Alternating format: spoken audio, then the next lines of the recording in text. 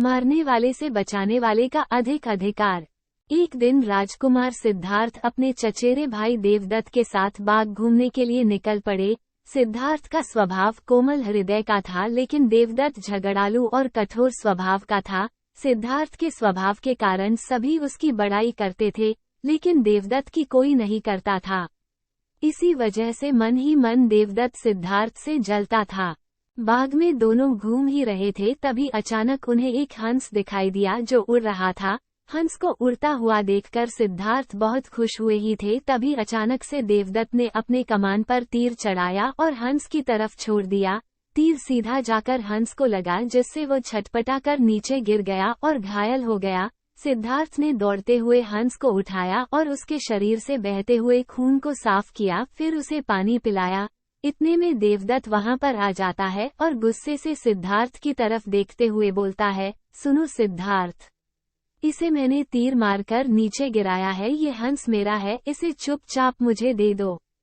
सिद्धार्थ ने हंस की पीठ को सहलाते हुए कहा, नहीं, मैं इस हंस को तुम्हें नहीं दे सकता। तुम निर्दयी हो, इस बेचारे निर्दोष हंस पर तुमने तीर चलाया है। अगर मैं इसे आकर ना बचाता तो इस बेचारे की तो जान चली जाती। सिद्धार्थ की बातें सुनकर देवदत्त को और भी ज्यादा गुस्सा आने लगा। घूरते हुए उसने सिद्धार्थ से कहा, देखो सिद्धार्थ, ये हंस मेरा है, मैंने इसे नीचे गिराया है, इसे मुझे दे, और अगर नहीं दोगे तो मैं राज दरबार में जाकर तुम्हारी शिकायत करूंगा। देवदत्त के इतने कहने के बाद भी सिद्धार्थ ने उसे हंस नहीं दिया, जिसके बाद देवदत्त ने राजा शुद्धोदन के दरबार में जाकर सिद्धार्थ की शिकायत कर दी। शुद्धोदन ने देवदत्त की बात को ध्यानपूर्वक सुना और सिद्धार्थ को दरबार में आने का बुलावा भेजा। कुछ ही देर में सिद्धार्थ हंस को लेकर राज दरबार में आए। राज दरबार के ऊंचे सिंहासन पर राजा शुद्धोदन बैठे हुए थे और आसपास के नीचे आसनी पर राज्य मंत्री तथा अन्य पदाधिकारी बैठे थे और कई सैनिक हथियार लिए द्वार के निकट खड़े थे।